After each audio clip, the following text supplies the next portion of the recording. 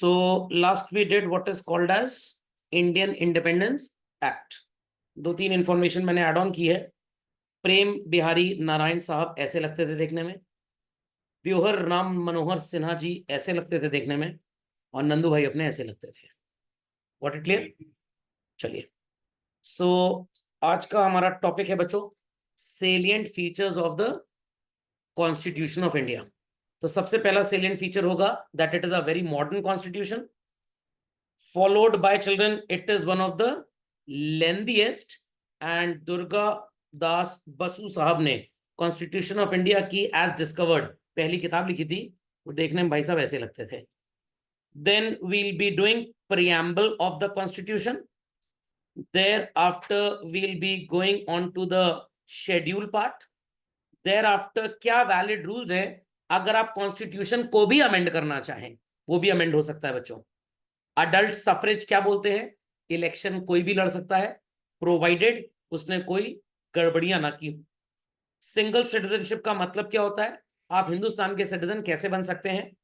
What is independent judiciary followed by emergency provisions, federal and form unitary in character, division of power centre state and fundamental rights followed by directive principles of state policy and fundamental duties. तो let's continue one by one all of these children. तो आ जाइए, सबसे पहले salient features में पढ़ते हैं बच्चों, मॉडर्न कॉन्स्टिट्यूशन इसे क्यों बोलते हैं। भाई ये बहुत पुराना नहीं है, ये बना प्रैक्टिकली 1947 के बाद, until date it kept on changing. Article 1 sub clause 1 says India is Bharat. अब सर ये भारत कहां से आ गया, बिकॉज हम अगर बात करें रिलीजन के हिसाब से या नेचुरली सिंस जनरेशन के हिसाब से चल रहे हैं, इंडिया को आज इंडिया बोले जाने लग गया है, एल्स इसको विगत वर्षों से भारत ही बोलते थे। और एक थॉट प्रोसेस तो यही है कि राजा दशरथ की जो 4 संतानें थी, राम जी थे, लक्ष्मण जी थे, शत्रुघ्न थे, और बीच में कौन थे, भरत थे। Got it clear? वो राजा थे जब 14 साल के लिए राम जी वनवास में गए, बनाना मेरे को चाहते थे, बट मैंने कहा नहीं, मैं तो क्लास में बिजी हूं, तो अब भरत को बना दीजिए। तो वहीं से सो कॉल्ड ये नाम आता है। 552 इंडियन स्टेट्स को इकट्ठा किया गया और बोला गया that they will be acting as dominion of India, acceded to the dominion of India by 15 August 1947, और इनको एक ग्रुप ऑफ स्टेट बोल दिया गया। आगे इसमें एक बात आपको यह भी पढ़ने को मिलेगी कि जो हमारे साथ जुड़ गया वो अलग नहीं हो सकता। कॉन्स्टिट्यूशन में बात लिखी है, फेविक्विक है, once you decide to be with India आप अलग नहीं हो सकते। तो पाकिस्तान ने स्टार्टिंग में बोल दिया था कि भाई हमको एक अलग देश चाहिए, क्योंकि अगर पाकिस्तान बाद में बोलता तो फिर हमको कॉन्स्टिट्यूशन में चेंज करना पड़ता। तो इसलिए उनको ये बात पता लग गई थी कि इंडिया के कॉन्स्टिट्यूशन में ऐसा रूल लिखा जाएगा, once you attach with us you have no authority to leave us until unless आप कोई बगावत वगैरह ना करने पे उतर आए। Okay, so doctor B R Ambedkar साहब ने यूनियन शब्द यूज किया इंस्टेड ऑफ फेडरेशन। इन्होंने कॉन्स्टिट्यूएंट असेंबली डिबेट जो बनाई उसमें ये लिखा था, the component units shall have no freedom to secede। secede का मतलब, एक्सीड का मतलब आओ, secede का मतलब सेपरेट हो जाओ। तो यहाँ पे कॉन्स्टिट्यूशन में साफ साफ लिखा था कि आप एक बार आ गए तो आप secede नहीं कर सकते। तो secede का मीनिंग भी मैंने लिखा हुआ है, to withdraw from an organisation such as political party, religious communion और फेडरेशन। तो अगर आपकी मम्मी किटी पार्टी की मेंबर हैं, किटी पार्टी का रूल है एक बार कोई भी भाभी जी इसको ज्वाइन कर लेंगी, बगावत से छोड़ सकती हैं, बीच में छोड़ना अलाउड नहीं है जब तक पूरी सो कॉल्ड किटी पार्टी की चेन कंप्लीट हो नहीं जाती। तो वैसे यहां पे भी था, तो it used to be a one way traffic. समझ में आ गई बात? समझ में आ गई बात भाई?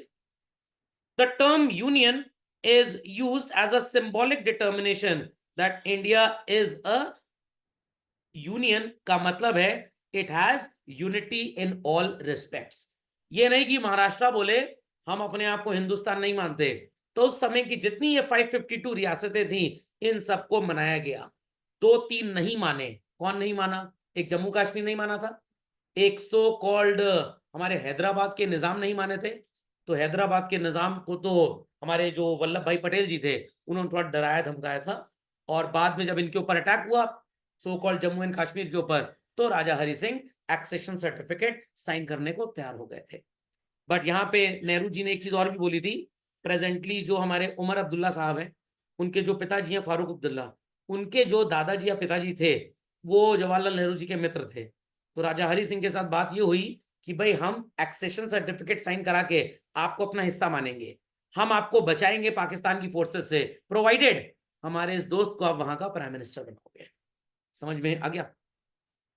To promote the unitary basis, unitary basis का मतलब क्या होता है भाई, जो भी पार्स यूनियन और स्टेट्स की थी ये आपस में प्री डिफाइंड होंगी। ये नहीं कि हम किसी स्टेट के ऊपर हावी हो जाए, कोई स्टेट हमारे ऊपर हावी हो जाए। हर स्टेट के अंदर स्टेट गवर्नमेंट का अपना रूल होगा और सेंट्रल गवर्नमेंट के कानून पूरे इंडिया पे अप्लाई होंगे। तो बच्चों आप जब भी लॉ पढ़ेंगे, आप इनकम टैक्स एक्ट पढ़ लीजिए, कॉन्ट्रैक्ट एक्ट पढ़ लीजिए, जितने लॉ पढ़ेंगे सब में लिखा होगा it applies to whole of India. पहले लिखा जाता था except the state of Jammu and Kashmir, but अब ऐसा नहीं है। अब एक कानून बना वो हर जगह लागू होगा। तो this was clear cut indicated in the so called constitution children. System of government is federal. इसका क्या मतलब है? स्टेट्स की पावर्स अलग अलग होंगी and combined they all will have a unitary system, और उसको एक कंट्री दैट इज इंडिया बोला जाएगा। वेयर एज बच्चों यूएस में ऐसा नहीं होता, वहां स्टेट की रेजिडेंशियल स्टेटसशिप अलग है और सेंटर की अलग। मतलब अगर आप सैन फ्रांसिस्को में रह रहे हैं, ठीक है, आप वॉशिंगटन डीसी में रह रहे हैं और आपने वॉशिंगटन डीसी में ड्राइविंग लाइसेंस ले लिया, तो भैया न्यूयॉर्क में गाड़ी चलाने का अलग ड्राइविंग लाइसेंस है। बट क्या इंडिया में ऐसा होता है? नो, ड्राइविंग लाइसेंस पे लिखा होता है all India driving licence. Is that understood? References, कहां से हमारे कॉन्स्टिट्यूशन में चीजें आई बच्चों?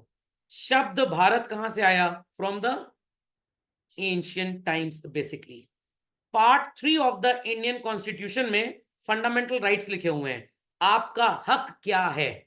आप इस देश में रहते हैं, आप किसी भी रिलीजन को प्रैक्टिस कर सकते हैं। Sir if I am born in a Islamic family, क्या मैं मंदिर जा सकता हूं? मंदिर वाला भी आपको नहीं रोक सकता, आपके घर वाले भी आपको नहीं रोक सकते। अगर सर वो रोकते हैं भंडारा खाने नहीं जाओगे तुम, ये हिंदुओं का है, तो आप राइट टू लिबर्टी का हनन करते हुए घर वालों को निपटवा सकते हैं, जेल भेज सकते हैं। समझ में आ गया? तो ये कहां से लिया गया है? अमेरिकन बिल ऑफ राइट से लिया गया है। देयर आफ्टर चिल्ड्रन, हमारे यहां मैंने आपको रिट्स पढ़ाई थी, रिट्स में हेबियस कॉर्पस। क्यों मेरे ताऊ जी को गिरफ्तार करके फालतू में रखा है? उन्होंने तो किसी को मोहल्ले में कुछ बोला ही नहीं, पुलिस के कान में जाके बोले वैसे रखा तो बहुत अच्छा किया, घर में बहुत परेशान करते हैं हमको, कह रहे 8 ही बजे सो जाओ, 7 बजे खाना खा लो, कहीं घूमने ना जाओ, जैन धर्म अपना लिया पूरे खानदान में, रखे रहो उनको जेल में। Habeas corpus. मैंडमस, अगर सुप्रीम कोर्ट चाहे तो पूछ सकता है भैया किस अथॉरिटी से आपने ये स्टेटमेंट दिया, ये जजमेंट दिया, ये तो कॉन्स्टिट्यूशन के खिलाफ हो गया। Quo warranto, prohibition, certiorari certification on all that, writs सबको याद होंगी, फिर से आने की जरूरत तो नहीं है।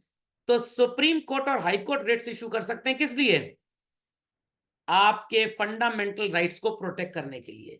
लाख आपने कितना भी बड़ा जुर्म किया हो, जब तक वारंट नहीं होगा अरेस्ट का, आपका भगवान भी कुछ नहीं कर सकते।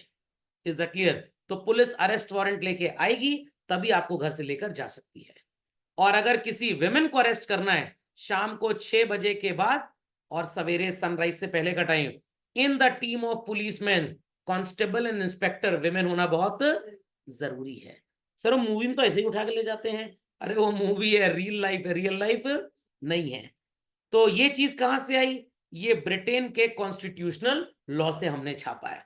इतनी छपाई बच्चों दुनिया में चल रही थी, हिंदुस्तान के कॉन्स्टिट्यूशन चली, हमारा बच्चा बेचारा एग्जाम में कुछ छापता है तो उसको चीटिंग के केस में अंदर कर देते हैं, कह रहे तुम्हारी कॉपी कैंसिल हो जाएगी, पहले कॉन्स्टिट्यूशन कैंसिल करो, ये भी तो छाप के लिखे थे। पार्ट 20 कहां से लिया गया भाई? पार्ट 20 बोलता है अगर हमारा पार्लियामेंट लेजिस्लेचर चाहे तो कॉन्स्टिट्यूशन को भी चेंज कर सकता है। आर्टिकल 370 मूवी देख ली, सब समझ में आ जाएगा। इसको कहां से चुराए हैं? यूएस कॉन्स्टिट्यूशन से। पूरी चोरी चमारी भरी है कॉन्स्टिट्यूशन के अंदर। समझ में आ गया? पार्लियामेंट्री सिस्टम कहां से आया? ब्रिटेन से। सर वो अफ्रीका, सोमालिया, चाइना से नहीं लाए। अब अफ्रीका सोमालिया में तो सब ही चोर उचक्के। चाइना वाला सोचा होगा बी आर अम्बेडकर साहब ने, बट फिर ये सोचा होगा पता नहीं कितने दिन चलेगा, चल पाएगा कि नहीं, चले तो चांद तक वरना शाम तक। कोविड वायरस इकलौता था जो इतना टिक गया, नहीं तो चाइनीज सामान टिकता नहीं है। प्रेसिडेंशियल फॉर्म को रिजेक्ट किया गया। क्यों रिजेक्ट किया गया? क्योंकि हम अपने आप को ब्रिटिश मॉडल पे चाहते थे। अब सच्चाई बताऊं बच्चों, हमने नहीं रिजेक्ट किया। जब आप कॉन्स्टिट्यूशन की बात पढ़ते थे तो आपको पता था कि इंडियन गवर्नमेंट एक्ट 1935 में लागू हुआ, और देश में ब्रिटिशर्स बड़े चालू थे बच्चों, बड़े चालू थे। 1950 तक लागू रहेगा। क्यों लागू रहेगा? उनको पता था इसी दौरान हम कॉन्स्टिट्यूशन बनवा लेंगे, और इसी दौरान जब हम कॉन्स्टिट्यूशन बनवाएंगे तो हमारी दादागिरी रहेगी, हमारा एक कंट्रोल रहेगा। जब तक आप 18 साल के नहीं हो जाते भाई, आपकी पूरी केयरटेकिंग मेरे ऊपर है, तो मैं आपको बहला फुसला के आपकी प्रॉपर्टी कल को अपने नाम करवा लूंगा। इसीलिए मैंने जज साहब से बोला इसकी उम्र जरा 21 साल बढ़ाओ। केयर टेकर अपॉइंटेड है तो बच्चा 21 साल में मेजर होगा, 18 साल में नहीं होगा, ताकि मैं आपको बहला फुसला के अपने वश में कर लूं। तो ब्रिटिशर्स ने वहां पे ब्रिटेन में गवर्नमेंट ऑफ इंडिया एक्ट 1935 बनवाया, और क्या बोला ये कब तक लागू रहेगा? 1950 तक। क्योंकि इनको पहले से पता था 47 में इनको आजाद करेंगे, ठीक है, और 1.5-2 साल में इनका कॉन्स्टिट्यूशन बनवाएंगे, ऐसे नियम लिखवाएंगे जो हमारे जाने के बाद भी up to a large number of years हमें फायदा देते रहे। तो अगर प्रेसिडेंशियल मॉडल बना के चले जाते तो पहली तो ईगो का हर्ट होता उनको कि भाई देखो इतने साल रूल किया तब भी अपना नियम नहीं लागू करवा पाए। जैसे पापा मम्मी को दुनिया बोलेगी क्या आपने अपने बच्चे की परवरिश की है, शादी तक तो उसने अपनी मर्जी से कर ली। इज दैट क्लियर और नॉट? समझ में आ गया? पापा मम्मी क्या बोलेंगे, हमने भी अपनी मर्जी की थी, हमारा फैमिली कल्चर, तुम चुप रहो, और तुम्हारा तो कार्ड कट हो गया, तुमको बुलाएंगे नहीं। खोपड़े में बात गई। तो ब्रिटिशर्स ने इसीलिए इसको रिजेक्ट करवाया, इनका ईगो हैसल था उनके साथ। Got it clear? प्लस इनको पता था अगर प्रेसिडेंशियल आ गया तो वीटो पावर हो जाएगी, और हमने जो नियम बनवाया कि ब्रिटेन वाले लॉ 1950 तक आप कैंसिल नहीं करा सकते, वो भी कैंसिल हो जाएंगे। तो इसलिए पार्लियामेंट्री सिस्टम इन्होंने लगवाया, और तभी बच्चों 1949 नवंबर में रिपब्लिक डिक्लेयर हुआ, बट माना 26 जनवरी 1950 जाता है। पार्ट 4 जो directive principles of state policy का जिक्र करता है। अब बच्चों तीन चीज लीगल स्टडीज पढ़ते टाइम बड़ी कंफ्यूजिंग होती है। What? Fundamental rights, directive principles of state policy, and fundamental duties. जिसमें फंडामेंटल ड्यूटीज तो बच्चा समझ लेता है, बेचारे की मौत आ जाती है इन दोनों को समझने में। अब मैं आपको कहानी बताता हूं। घर में पैसे का पूरा हिसाब किताब, कमाना, खर्चा किसकी जिम्मेदारी है? पापा की जनरली। बट घर में कल्चर कौन फॉलो करवाएगा? बच्चों की पढ़ाई लिखाई पे कौन ध्यान देगा?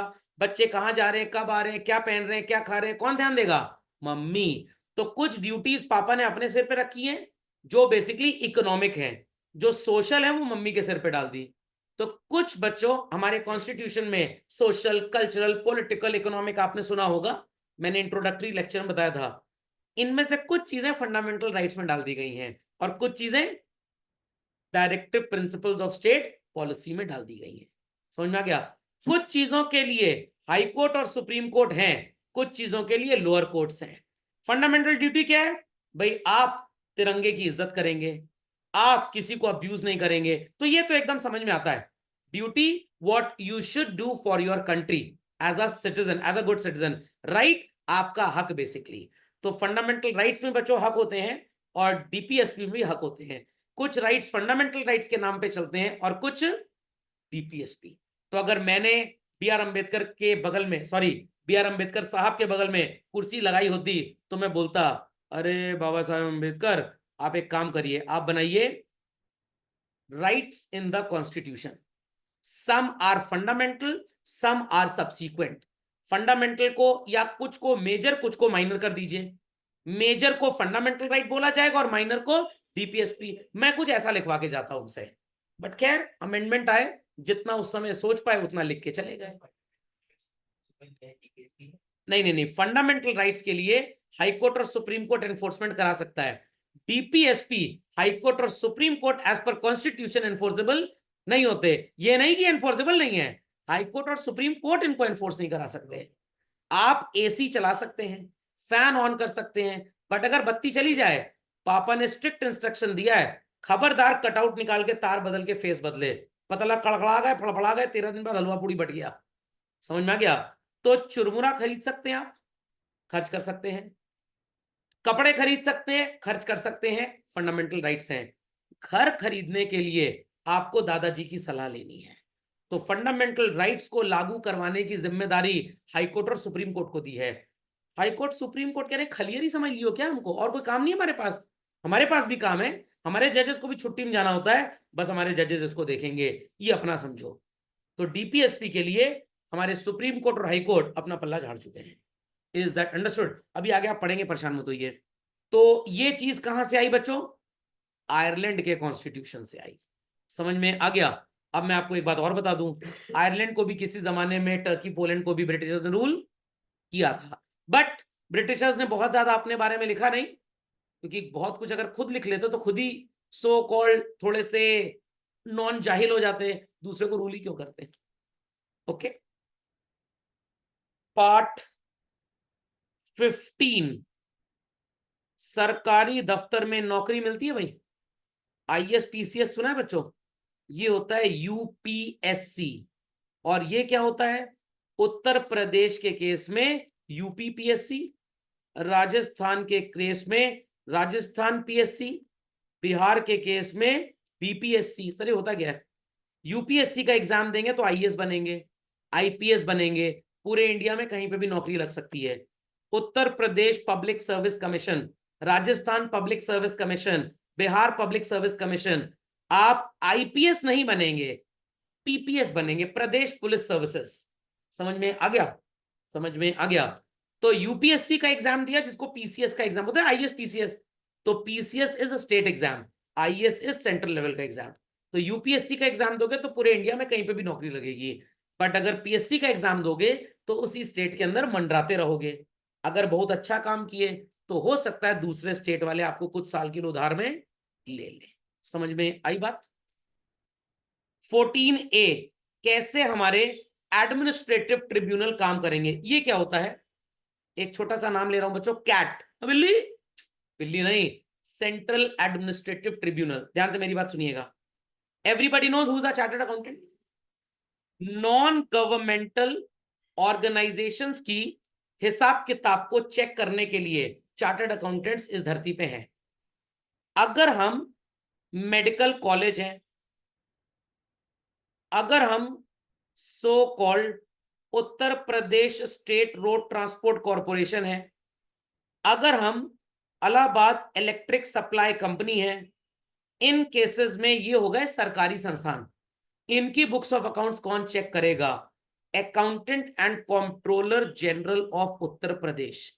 एजी ऑफिस का नाम लोगों ने सुना होगा, एजी ओ जी, सुनो जी। एजी ऑफिस सरकार की अकाउंटिंग करता है, सरकारी दफ्तरों की। तो आपके पापा ने अपनी दुकान के लिए एक सीए को रख लिया, बट पुलिस वालों ने अपनी अकाउंटिंग के लिए एजी ऑफिस को कांटेक्ट किया। समझ में आ गया? इनमें अगर कोई गड़बड़ी होती है सरकारी डिपार्टमेंट्स में तो ये भी केस करते हैं। कैसे? मेरी उम्र थी 60 साल, is that clear? Is that clear? और 31 मार्च 2040 को मेरा रिटायरमेंट हो गया। 1 अप्रैल 2040 को एक नया रूल आ गया, स्टेट गवर्नमेंट की एज ऑफ रिटायरमेंट 65 साल होगी। मैंने कंप्लेन कर दी सो कॉल्ड कि भाई मेरे साथ खेल किया गया है। जानबूझ के लोग सोच रहे थे कि मैं रिटायर कर जाऊं तो अपना रिटायरमेंट का एज बढ़वा लें। तो मेरा case high court supreme court में नहीं चलेगा। सुप्रीम कोर्ट में तो against the constitution, against the government नहीं हो, अगेंस्ट द सेम ऑफिस हो जहां मैं जॉब करता था। मेरा केस कहां चलेगा? एडमिनिस्ट्रेटिव ट्रिब्यूनल में चलेगा। Is that clear? तो इलाहाबाद में अगर आप इसको देखना चाहते हो तो सिविल लाइंस में विनायक सिटी सेंटर मॉल जहां मैकडॉनल्ड्स है, उसके बगल में एक कैट का ऑफिस है। ये ना हो कि आपकी बिल्ली बीमार हो वहां पहुंच जाए, कैट है ना हमारी, कैट दवाई दे दो उसको जरा। Central administrative tribunal. तो सरकारी केसेस वगैरह यहां पे लड़े जाते हैं। खोपड़े में बात गई? खोपड़े में बात गई children? And thereafter children, part 25, कैसे इलेक्शन होगा, कैसे वोट देंगे लोग। एक इलेक्टोरल रोल होगा। एक बार आप अपना इलेक्शन कमीशन का एनरोलमेंट करा लीजिए, स्टेट गवर्नमेंट के इलेक्शन में भी घर में पर्ची आ जाएगी और सेंट्रल में भी अलग अलग नहीं होगा। क्यों किया गया इसको? कॉमन सेंस की बात है, खर्चा बचाने के लिए। सारे स्टेट का डेटा है, मिला दो तो सेंट्रल लेवल का बन जाएगा। समझ में आ गई बात? तो इसी के साथ हमारा मॉडर्न कॉन्स्टिट्यूशन के फीचर्स होते हैं समाप्त।